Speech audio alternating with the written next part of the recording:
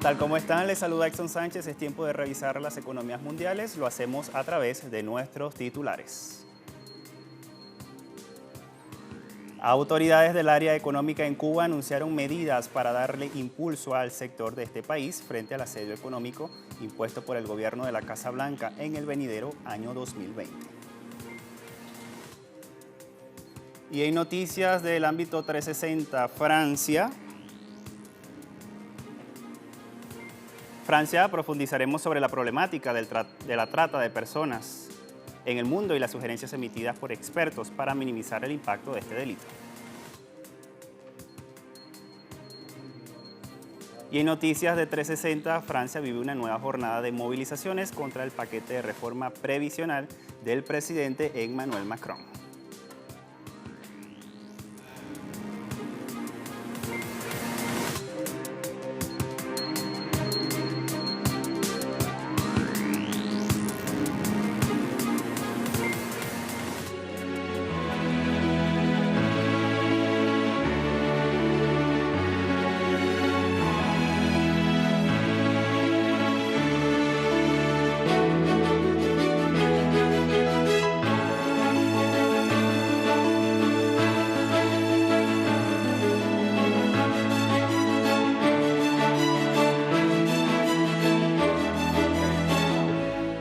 Y el gobierno de Cuba impulsa alternativas para apuntalar la economía del país en medio del recrudecimiento del bloqueo de Estados Unidos. Las estrategias están direccionadas a mejorar las ventas en el exterior y las inversiones. Vamos a ver de qué se trata todo esto.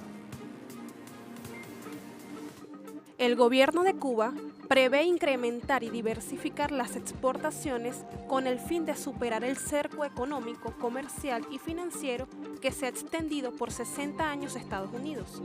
De acuerdo al ministro de Economía y Planificación, Alejandro Gil, otra meta fundamental para el país será la sustitución de importaciones, en particular las que ejecutan las empresas mixtas asociadas a la inversión extranjera.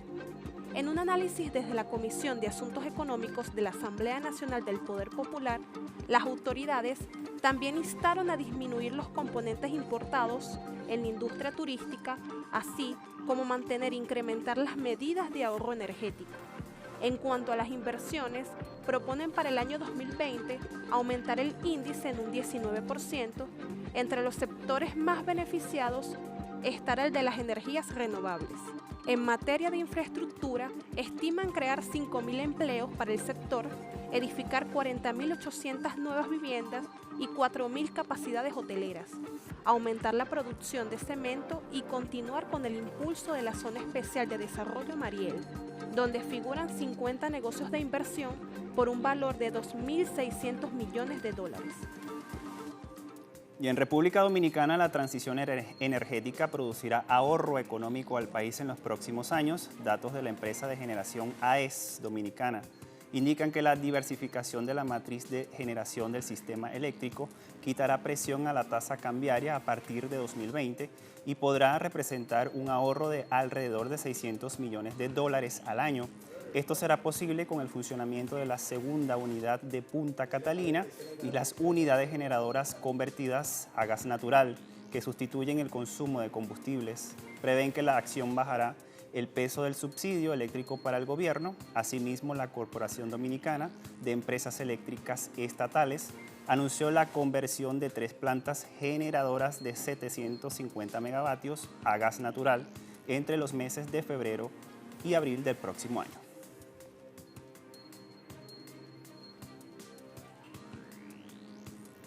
Y la empresa pública de hidrocarburos en Ecuador anunció la importación de 3.36 millones de barriles diésel para el año entrante.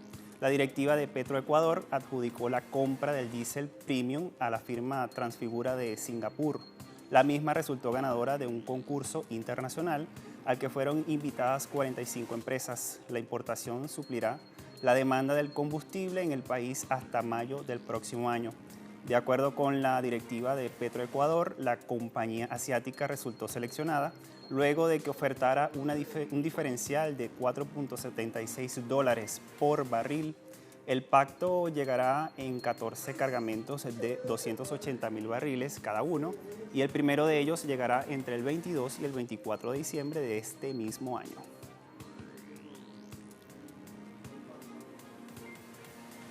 Y a partir del mes de enero del próximo año, los trabajadores mexicanos devengarán un nuevo salario mínimo luego de una reunión del Consejo de Representantes de la Comisión Nacional de Salarios Mínimos, la CONASAMI, dijo que confluyen voceros del gobierno, trabajadores y empresarios.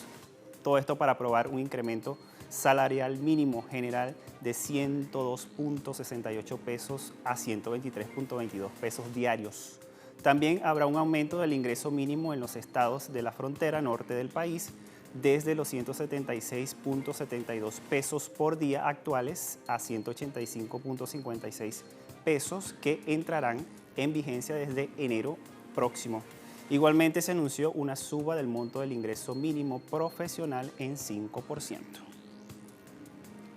Y el gobierno argentino, conducido por el presidente Alberto Fernández, envió al Parlamento un proyecto de ley con el que busca congelar las tarifas de gas y luz. Vamos a revisar esta información que lo titula nuestro portal de la Casa. El instrumento jurídico denominado oficialmente como la Ley de Solidaridad Social y Reactivación Productiva. Entre sus puntos congela las tarifas de los servicios básicos por 6 meses. El documento contempla una reducción de la carga tarifaria real sobre los hogares y las empresas para el año 2020. Esta es una política que viene a revertir los tarifazos impuestos desde que asumió el gobierno Mauricio Macri. El proyecto de ley faculta al gobierno argentino a invertir al Ente Nacional Regulador de Electricidad y al Ente Nacional Regulador de Gas por un periodo de 1 año. La discusión del proyecto de ley por comisiones será este mismo miércoles, mientras que el Congreso en el Pleno lo analizará el jueves.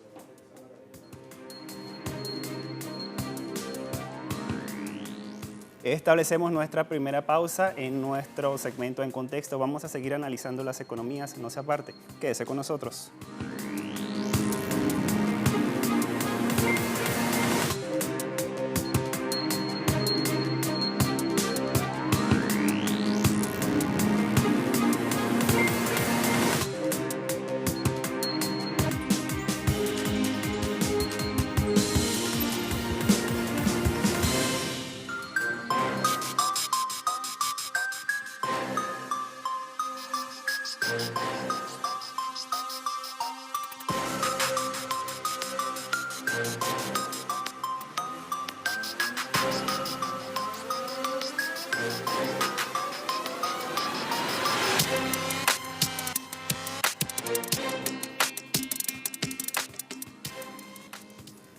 Y frente al negocio ilícito de la trata de personas en todo el mundo, especialistas han propuesto educación a largo plazo para los grupos vulnerables y el público en general.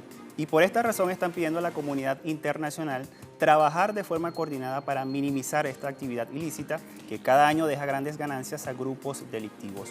Pero ¿cuáles son las consecuencias de estas actividades? Acá le mostramos todos los detalles. El conductor de 25 años del camión que llevaba 39 migrantes muertos de origen asiático en el condado de Essex, Reino Unido, compareció ante la justicia acusado de homicidio, tráfico de personas y lavado de dinero.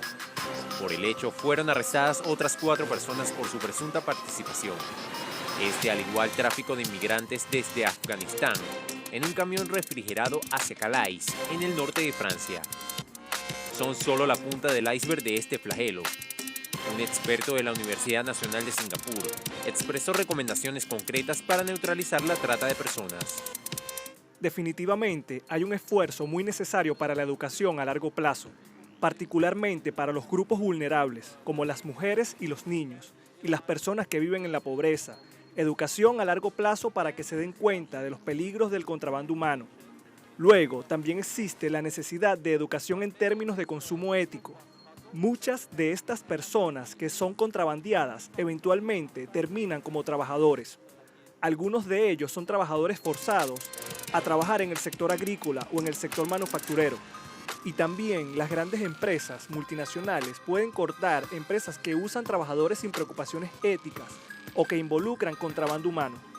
De acuerdo a la Organización Internacional del Trabajo, hasta 2016 habían 5,4 víctimas de la esclavitud moderna por cada 1.000 personas en el mundo.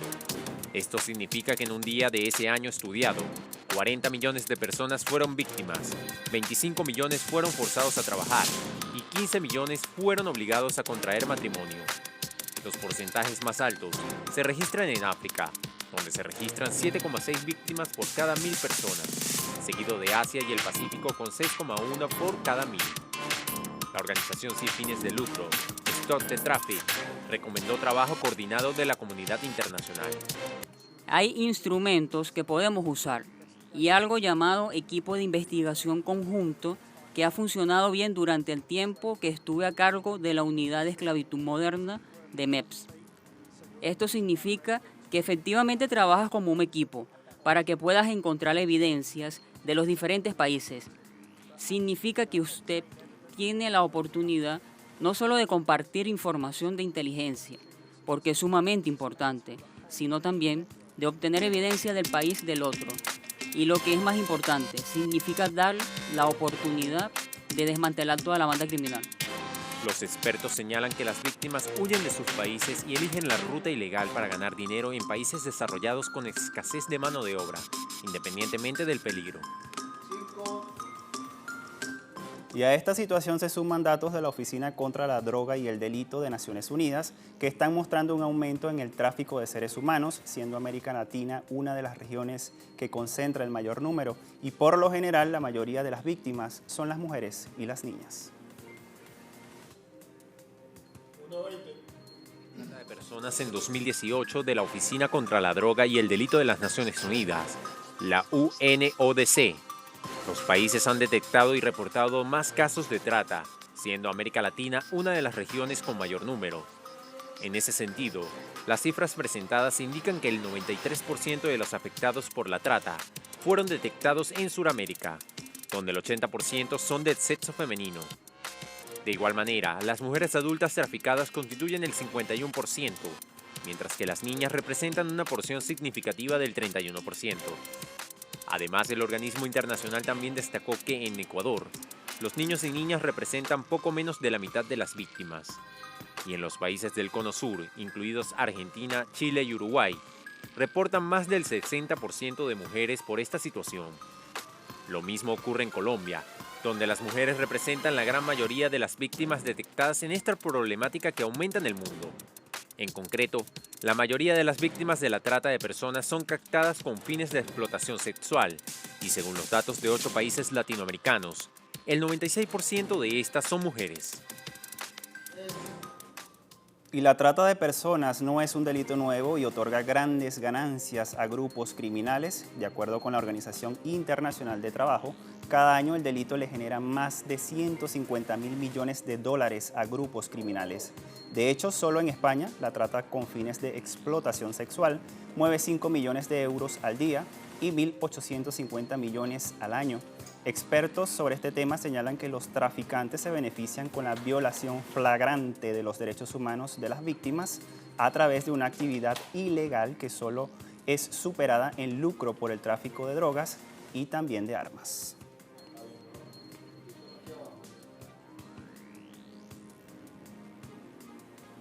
Hay protestas contra la reforma pensional en Francia. Todos los detalles se los contamos al regreso de esta segunda pausa.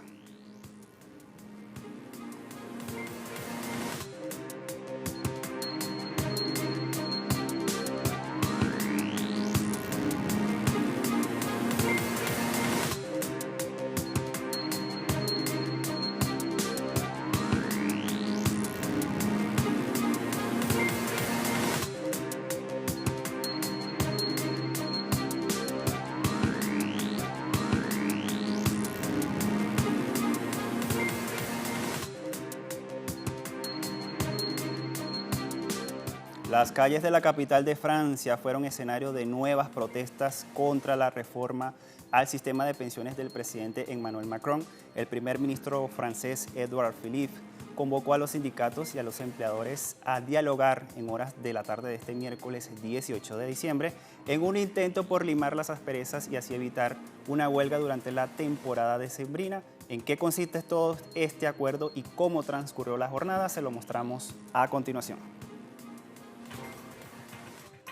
A las protestas masivas de este martes en Francia se sumaron los profesores, estudiantes, jueces, personal del sector salud y el movimiento de los chalecos amarillos. Desde el pasado 5 de diciembre, Francia vive una masiva huelga contra la reforma de las pensiones. Las protestas han movilizado a cientos de miles de personas y en varias ocasiones han paralizado el transporte público en todo el país. Asimismo, han provocado la renuncia del alto comisionado para las pensiones de Francia, Jean-Paul Delevoye, quien el pasado lunes presentó la dimisión al cargo que venía desempeñando, tras ser acusado de supuestos delitos de corrupción.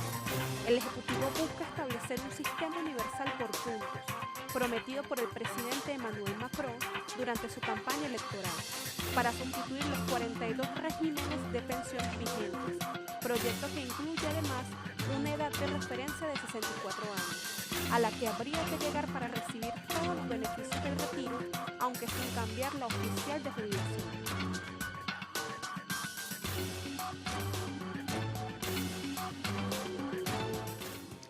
La producción de automóviles en Alemania caerá este 2019 a su nivel más bajo en 22 años. Esto lo reveló un estudio que realizó la Universidad de Duisburg-Essen. Asimismo, Ferdinand Dudenhofer, autor de este estudio, dijo que el país fabricará unos 4.67 millones de autos este mismo año, cifra que está por debajo de los 5.12 millones que el país produjo en 2018. También señaló que la industria mundial del automóvil está en recesión y que una de las principales razones de la debilidad del mercado automotriz este año siguen siendo las batallas comerciales del presidente de Estados Unidos, Donald Trump. En los 5 últimos meses, los principales fabricantes anunciaron 30.000 supresiones de puestos de trabajo en los próximos años, todo esto en un contexto de la caída de ventas del diésel y de transformación de la industria hacia el vehículo eléctrico.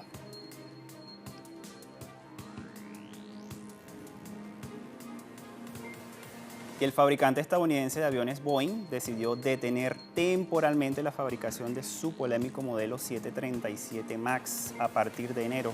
El 737 MAX estuvo implicado en 2 accidentes aéreos mortales de gran magnitud ocurridos en octubre de 2018 y también en marzo de 2019, producidos por un fallo en su software y que ha sumergido a la empresa en una crisis sin precedentes.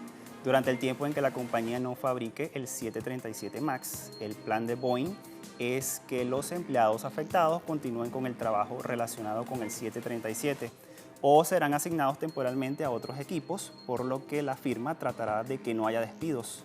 La decisión de la compañía le trajo como consecuencia que sus acciones registraran una caída el pasado lunes de menos 4.29% en la bolsa de Nueva York.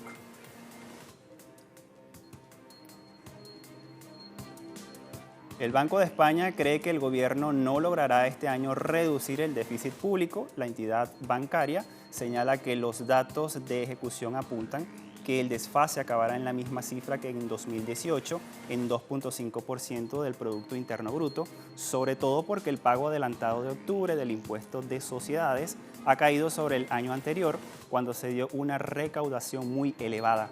El banco indica que el gasto en empleados públicos y las prestaciones sociales parece crecer algo más de lo esperado. La autoridad fiscal ya había advertido que unos días antes que era imposible que este año el gobierno lograse cumplir con el objetivo que se había autoimpuesto del 2% del Producto Interno Bruto.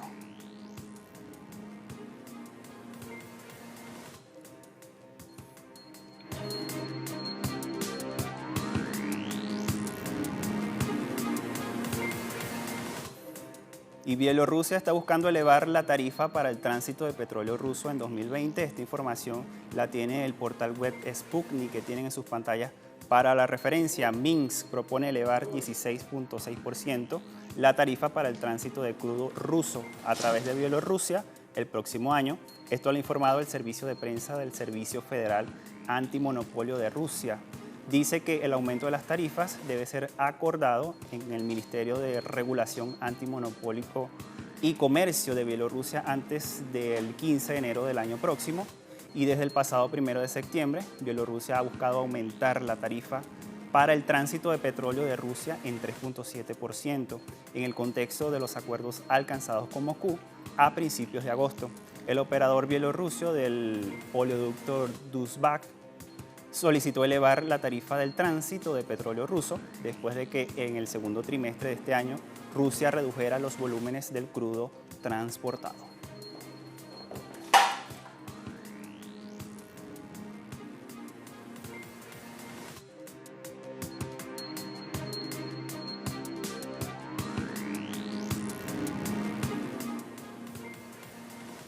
Y precisamente hablando de petróleo, mostramos a esta hora en las pantallas los indicadores petroleros al cierre de la jornada de este martes. Barril de petróleo intermedio de Texas marcó $60.78 el barril y subió 1.05%. El barril de Brent de referencia en Europa se ubicó en $66.07 el barril y tiene un alza de 1.13%. Crudo venezolano se ubica en 368.66 yuanes y tiene un aumento de 17.38 yuanes al cierre de la semana pasada. Con estos indicadores llegamos al final de esta emisión de Impacto Económico. La invitación es para que visiten nuestras redes sociales. A todos muchas gracias. Hasta la próxima.